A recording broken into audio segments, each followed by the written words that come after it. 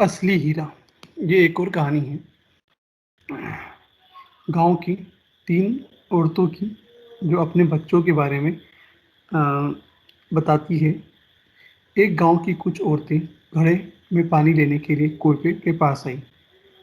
उनमें से 4 औरतें कुएं से पानी भरते-भरते अपने बेटों के बारे में बातचीत कर रही थी कि एक औरत बोली, असली हीरा। ये चैप्टर नंबर क्या है? चैप्टर नहीं है, सिर्फ केवल पढ़ने के लिए एक स्टोरी है।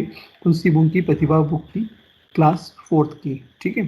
तो अब ये जब औरतें एक दूसरे से बात करी तो अपने बच्चों की मतलब बारे में बोल रही थी और उनके बारे में उनकी वो कितने अच्छे हैं, क्या करते हैं, कैसे हैं, उनकी बढ़िया कर रही थी। मेरा बेटा बहुत अच्छा गाना गाता है, उसके गीत को सुनकर कोयल भी चुप हो जाती है।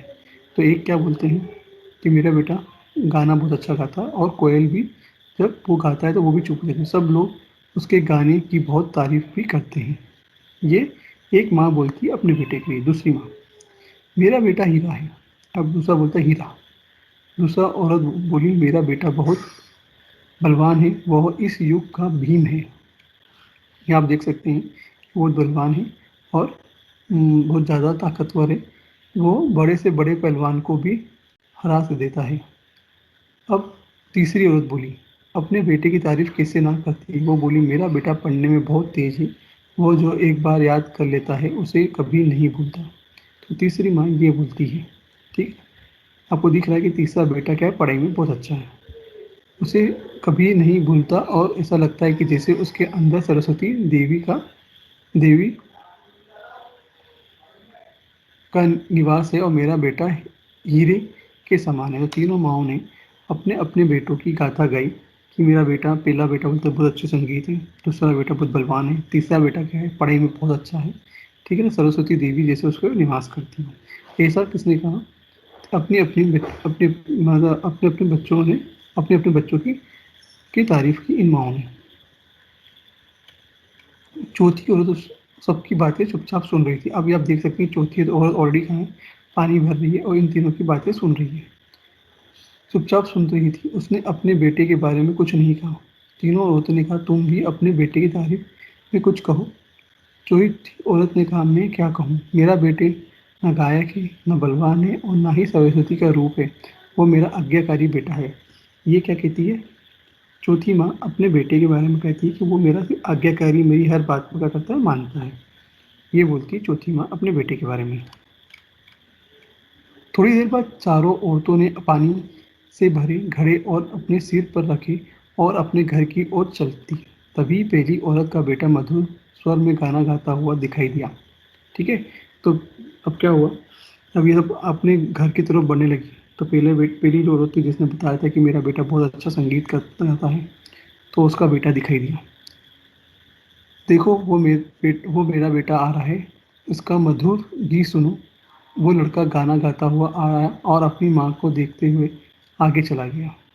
ठीक है ना। तो पर उसने क्या करा, अपनी माँ को अनदेखा किया और गाने की धुन में आगे बढ़ गया। तभी दूसरे औरत का बेटा आया, कौन, जो स्ट्रॉन्ग मैन था, पहलवान था। दूसरी औरत घमंड से बोली, देखो मेरा बहादुर बेटा आ गया। इस लड़के ने अपनी माँ की ओर देखा भी नहीं और आगे चला गया। ठीक है। तो वो भी ऐसे ही चला गया बिना देखे, है ना। और औरतें थोड़ी और आगे बढ़ चली थी। तीसरी औरत का बेटा कविता गाता हुआ आ रहा था। तीसरी औरत ने कहा, देखो मेरा बेटा का ऐसा उच्चारण कर रहा है। फिर उसने तारीफ की, मानो सरस्वती कंठ में बैठी हुई है, मेरे बेटा एक चमकता हीरा है। ये तीसरी माँ अपने बेटे के बारे में बोलती है, जो कि पढ़ाकू था और कविता गाते हुए उसके सामने से निकल गया। लेकिन उस लड़के ने भी अपनी माँ को और ध्यान नहीं दिया और आगे बढ़ गया। ठीक है। तीनों माँओं के बेटे क्या करते हैं, आते हैं और उनको देखते हुए चले जाते हैं। थोड़ी देर चलने के बाद चौथी औरत का बेटा भी उधर से ही आ रहा था। वो एकदम सीधा साधा और सरल स्वभाव का लग रहा था। उसे देखकर चौथी औरत ने कहा, यह मेरा बेटा है। उसका बेटा अपनी माँ के पास आकर बोला, माँ लाओ, मैं पानी से भरा घड़ा घर पहुँचा देता हूँ। ये चौथी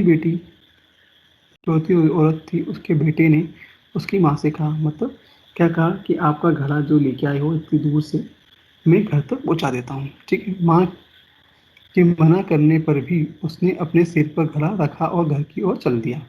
ठीक है।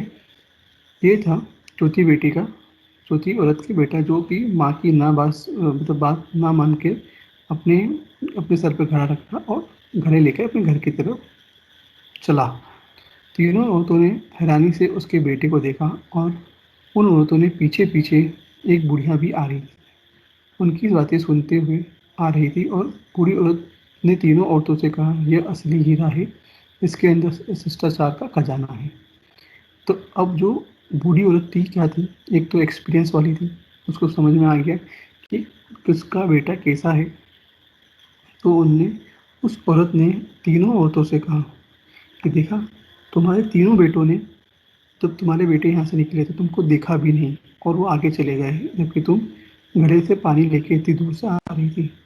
किंतु जब चौथी लड़की औरत का जो बेटा आया, उसके पास आकर विनम्रता से अपनी माँ से घड़ा लिया और उसको घड़े को लेकर अपने सर पे लेकर चला गया।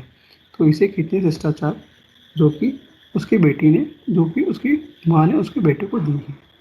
ठीक है ना। तो ये इसकी कहानी असली हीरा, असली हीरे की। तो बूढ़ी माँ कहती है वही एक असली हीरा है। इन तुम तुम सब माओ के बेटों में